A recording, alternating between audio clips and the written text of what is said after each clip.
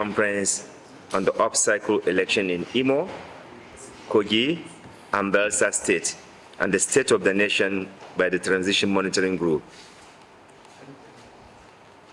On 11th of November 2023, the people of Bayelsa State, Kogi, and Imo State will go to polls to elect their state governors. This is the first off-cycle election since the general election in February and March 2023. Bearing in mind the widespread anomalies that were associated with the 2023 election regarding the conduct of political parties and politicians, security agencies, the electoral unfair, and the political actors that marred the credibility of that election, Nigeria remains concerned about the direction of the off-cycle election. Transition Monitoring Group found it imperative to call this press conference to draw the attention of the public and government to some of the pressing pre-election situations in the three states, as well as the state of the nation at large, which could have bearing on peaceful, free, fair, transparent, and credible election on November 11, 2023. So therefore, we itemize certain issues that we want the nation to take note and the authority to be proactive to ensure that the credibility of the off-cycle election is not mortgaged. There are a number of issues that we want to draw your attention today. One, insecurity in Imo, Kogi, and Bayelsa. It is even more worrisome that pre-election environment in the three states is a concern for successful conduct of November 11 election in the states. Assessment conducted by our partners, including Nigerian Civil Society Situation Room, the Impact Development Initiative, Center for Democracy and Development, CDD, have all reported widespread violence across many local government areas of the three states ahead of the election. On the back of this evidence that are there before us and the public, the Transition Monitoring Group, TMG, would like to remind all the stakeholders, especially political actors, that elections are not war, but a democratic exercise aimed at giving the people the chance to freely elect and decide those who govern them. These violent conducts are undemocratic and pose serious threats to the development of democracy in Nigeria. It is important for the security agencies to ensure citizens can vote in peaceful electoral atmosphere across the three states. Any attempt to deprive the voters who legitimately have been registered and probably accredited to vote, if any violence or any group of people creates violence to deprive them, that would be absolutely unfortunate, and we must do everything possible to prevent that from happening. We can no longer turn our election into a theater of war. And this is simply because some people, they see election as a means to acquire, misappropriate, divert public taxpayers' money, and ignite violence and discomfort. This must be checked. We can no longer continue to tolerate hooligans, both official and non-official hooligans, to undermine the credibility of our election. Number two, deprivation of election observers in Imo State. TMG is very concerned and we are very disheartening to see in circulation a purported memo from an agency of Imo State government procuring every room in every single hotel in Owerri covering the period of the election. Without doubt, what this simply implies is that the state government has effectively barred domestic and foreign observers from visiting Imo ahead of the election. For the sake of democracy in Nigeria, Transition Monitoring Group hopes these allegations are not true, and that the purported memo is also not true, as this will present a blow to the democratization process in Nigeria and gives others in power the boldness to water down democratic processes through barbaric acts and practices. Therefore, Transition Monitoring Group urges the state government to immediately debunk this allegation and assure observers of their safety in Owerri and other parts of the state. Also, the federal government must investigate this YT allegation and revenge on the state government to revert to democratic tenets. This is the only way that we will see seriousness and concern from both the Imo State government and the federal government. Number 3, ambiguity relating the candidacy of the APC in Bayelsa State.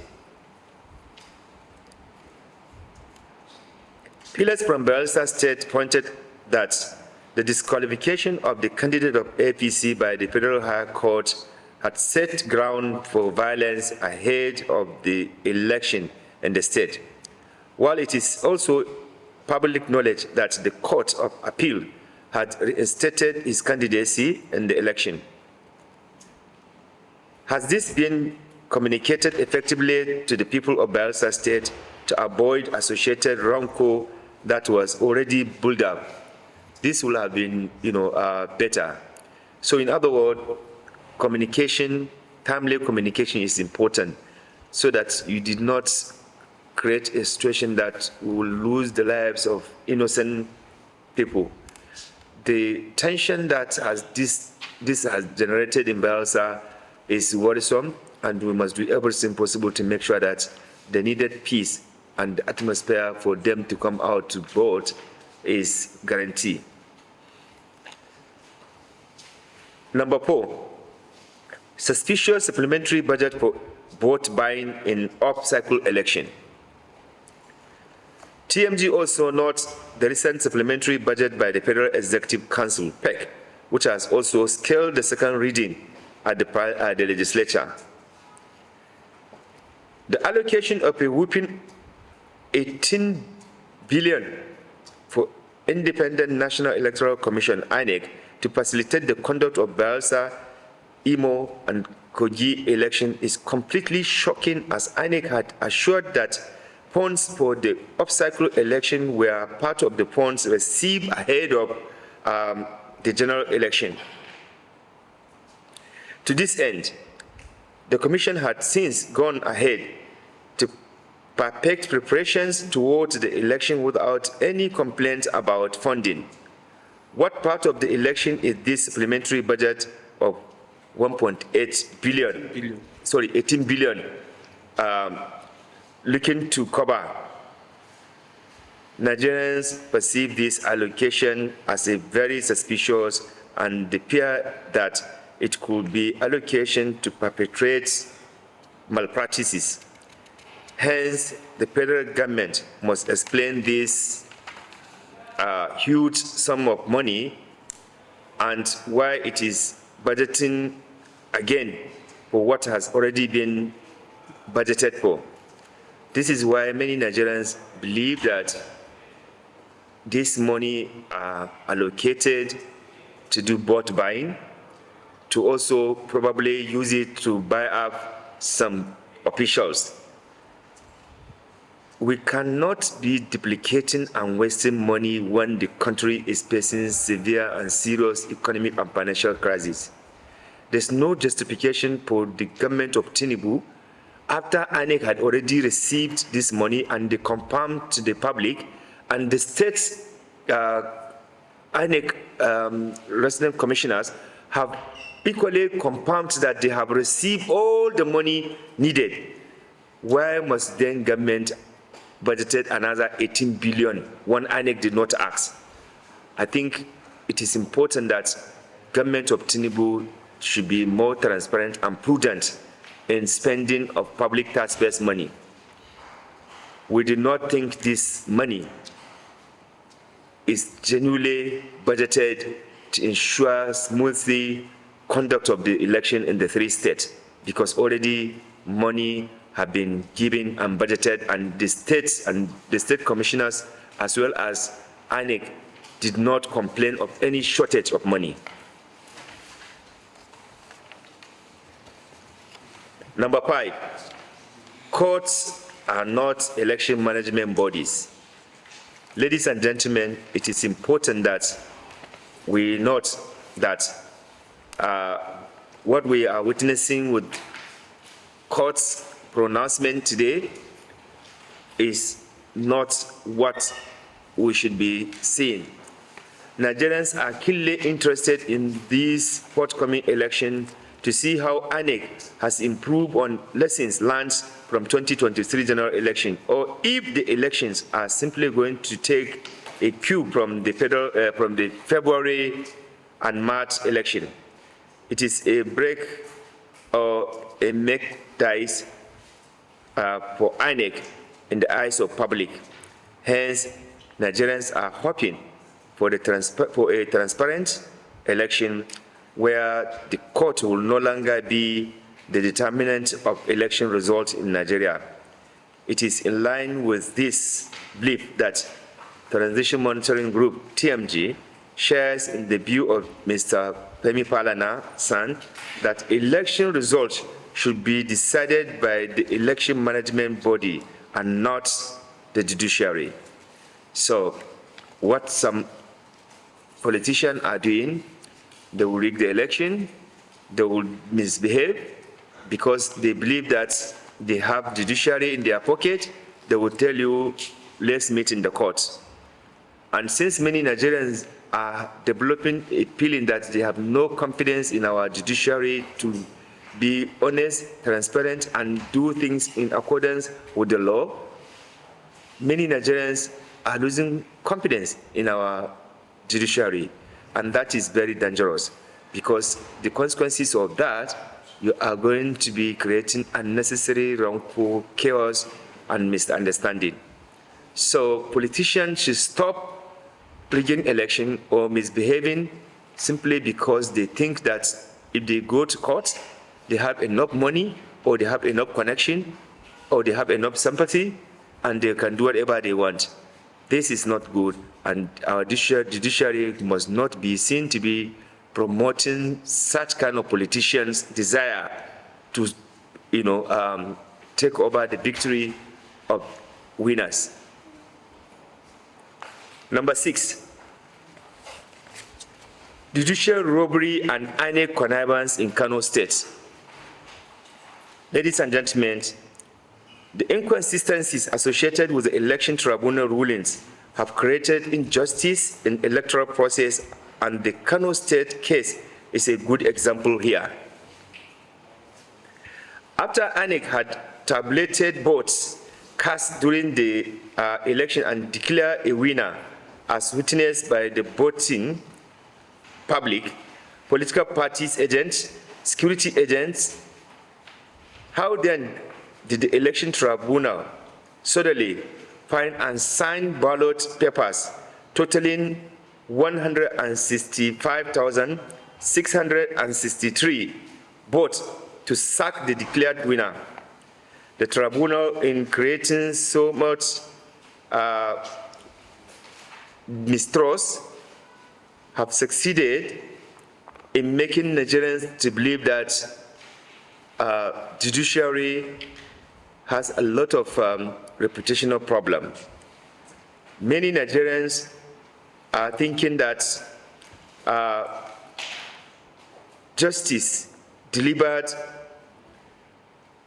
over the Zoom virtual platform are all signal to the fact that the judgment was not on the basis of facts, evidence, truth, reflection of the election, and the necessary popular support that led to that election.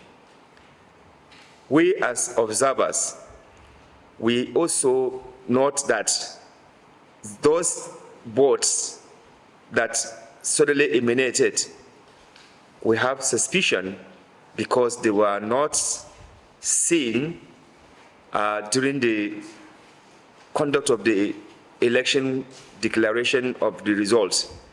And all the political parties, including the opposition political parties, the ruling parties, the agents, the observers, the security, the journalists, they were all there, and they didn't see this. And then suddenly, now the tribunal, election tribunal is coming up with these figures. Definitely, this is suspicious, and this is not on the basis of any proven evidence that we have seen. And for the fact that INEC, through its head of legal department in Kano, declared that the commission had no grounds to appeal the judgment, which was against its own process, until it was forced to make a U-turn through public pressure. This clearly shows that there's something going on, and that there's need for INEC to clear its reputation, its names, because you cannot conduct an election, certify the results of the election, give certificate of return to the winner, and then you are not able to defend what you have done. I think this is a serious concern that many Nigerians are having.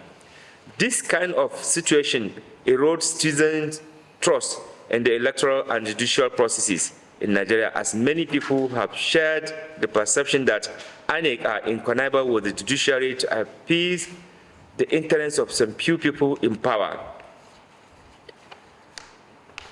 Nigerians do not want to see the Kogi, Imo, and Bayelsa election going this direction, creating doubt about the country's ability to operate a democracy. Hence, it is important for all the political parties, for all the political actors, to abide by the electoral law and other governing frameworks on election in Nigeria. This is important to eradicate any opportunity for the kind of judicial inconsistency and perceived connivance as largely associated with the general election in Nigeria. Ladies and gentlemen, number 7, Supreme Court detrimental judgment on the use of technology. Unfortunately, the Supreme Court ruling on the presidential election has become another judicial blow on the use of technology to reform the electoral process in Nigeria. The ruling on the use of RRB has empowered manual collation of results, which creates room for falsification of results and other forms of malpractices. Even as INEC has given assurances on the deployment of RF for the off-cycle election, the Supreme Court judgment does not give confidence on the technology, as the court should have looked at the protecting the greater election credibility in Nigeria.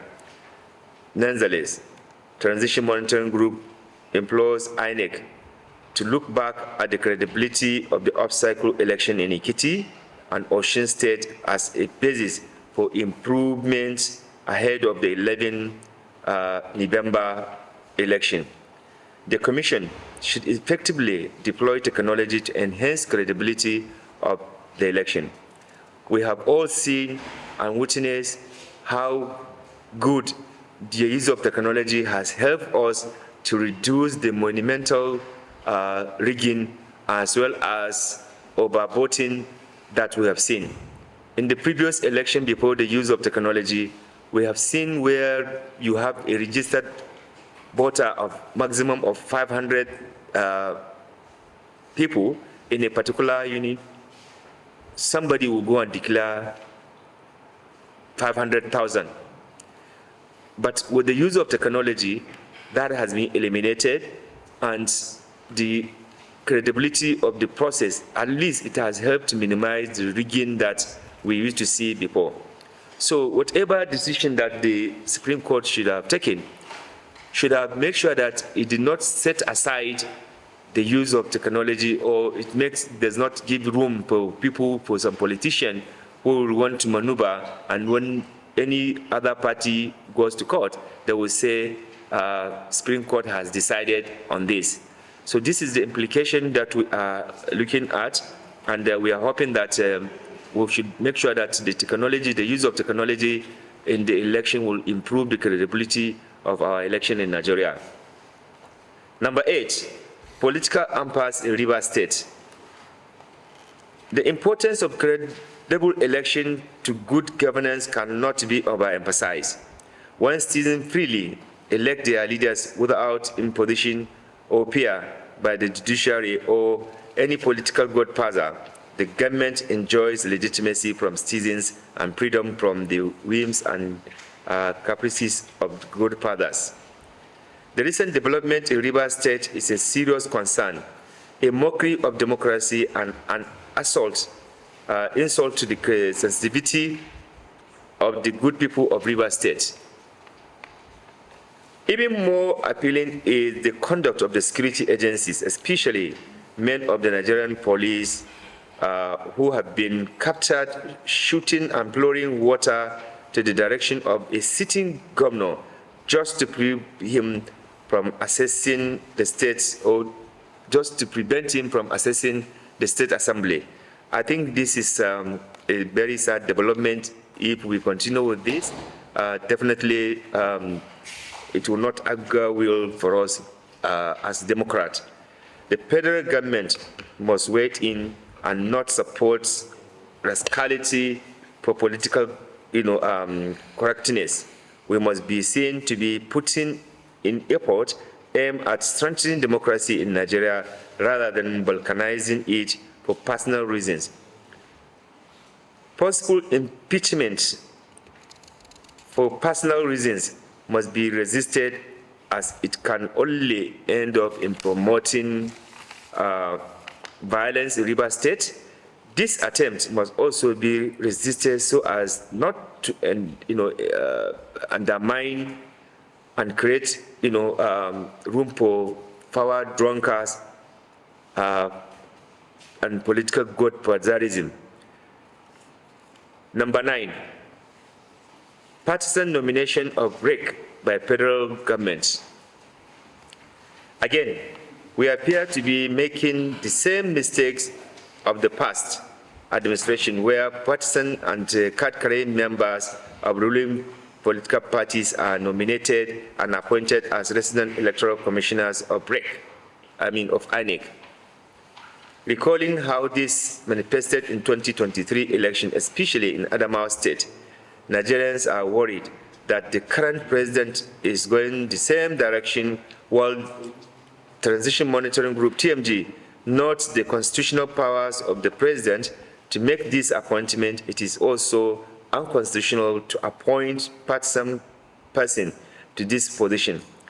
Therefore, Transition Monitoring Group particularly kick against the nomination of anybody who is a card-carrying member of political party, because that violates our constitution. The constitution is very clear.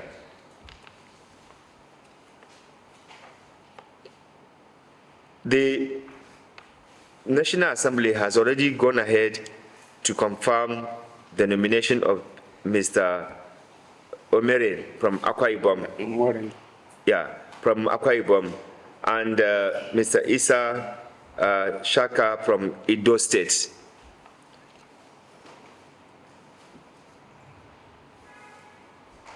Mr. Omere is believed to be a card-carrying member of the APC. He served as an aide to the current president of the Senate, Mr. Fabio, when he was the governor of Akwa Ibom State. He also served as chief of staff to the president of the Senate when he was the minister of Niger Delta Affairs. Ministry of Niger Delta Affairs. We believe that his deep involvement in the partisan politics is a matter of public knowledge, as he publicly defected along with his boss, Apabio, from the PDP to APC in 2018. So you can see clear violation of our constitution. Mr. Isa Shaka from Edo State is believed to be a card-carrying member of APC who is engaged in partisan politics, both online and offline. Prior to his appointment as resident electoral commissioner, his Facebook page in his name, Isa Shaka, on the campaigns for APC and its candidate, appointment as resident electoral commissioner that requires neutrality and non-partisanship in line with constitutional provision, is a gross violent violation of our law.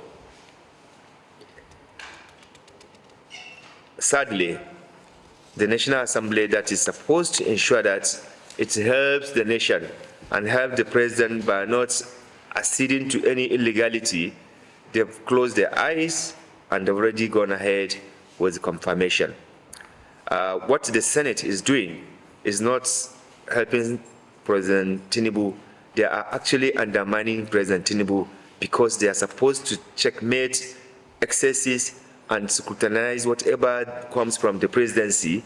That is the only way that when you point out error and take it back to the president, that is the only way you love the president and you want him to succeed. But what the leadership of the Senate is doing is not supporting Tinubu. It is actually creating bad blood for him.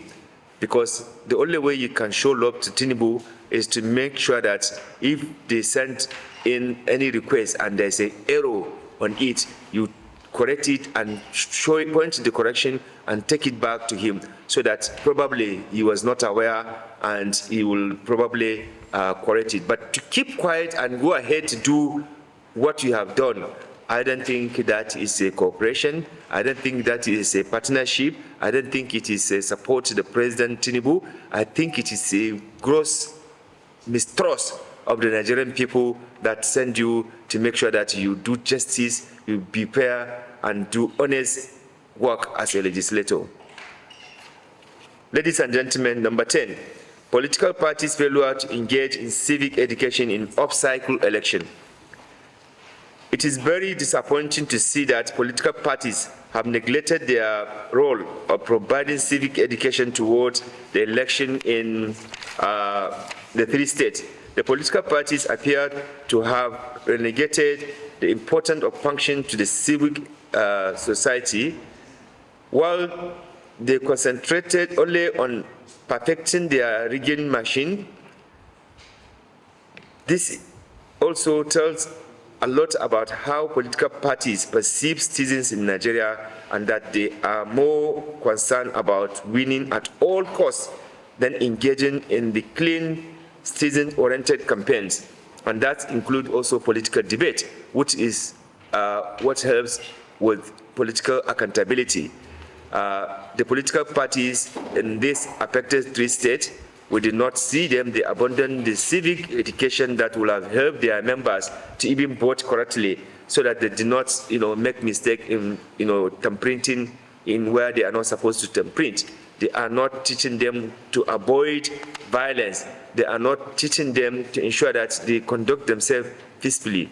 These are all functions of the political parties. If you have political parties that are interested in a smooth conduct of election.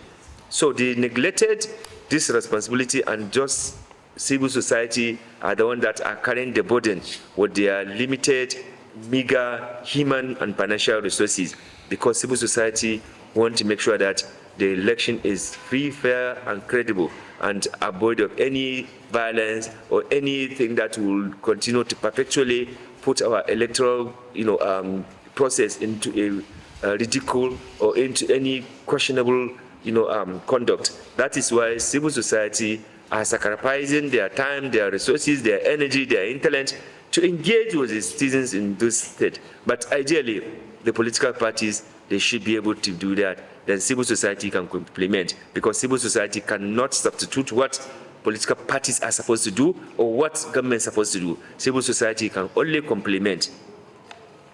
Number 11, TMG Observation Deployment Plan. Transition Monitoring Group has also concluded plans to deploy observers across all the local government areas of the 3 states. The observers are currently undergoing training and will be deployed to observe and report through a digital on the spot reporting tools, which has been developed. At the same time, a central data center will also be situated in Abuja with the trained data clerks to collect and analyze reports from the field. Number 12, citizen participation is crucial to credible election. Transition Monitoring Group calls on the voting populace of Imo, Kogi, and Bayelsa to troop out in their numbers to cast their vote for their preferred candidate. Citizens must understand that democracy is about citizen participation, and election presents the best opportunity for citizens to express their will and power. Citizen participation, especially in the large numbers, also reduces manipulation opportunities for the political parties. Hence, citizens should desist from aiding and abetting malpractices, shun bots trading, and keep an eye on the keep an eagle eye on the boats. We are calling on the voters not to engage in any vote buying, because we have seen the consequences, the repercussion of the vote buying. They give you bread, they give you spaghetti, they give you 2,000, and in the next 4 years you will suffer for it. So let us be proud of our integrity as Nigerians to stop collecting this peanut, because no politician will give you money free for the sake of God. It is because he or she wants your vote. That's why they will give you 2,000 naira, 1,000 naira, and then in the next 4 years you will suffer for that 2,000 naira, or for the spaghetti, or for rice, or for maize, or for palm oil that you collected. It is important that our people understand the implication of collecting anything from politicians, in terms of material to aid their influence for the board. Let us be proud Nigerians. Let us be patriotic Nigerians. Let us be non-corruptible Nigerians, that we will not allow any politician to come and use their votes, use their hands to rig him or to vote him because he or she has given you money, and then we later come and start complaining. Let us stop that. We want to, in conclusion, wish Imo, Kogi, Bayelsa State a free, fair, transparent, non-violent, free election and credible election in these 3 states. Thank you very much.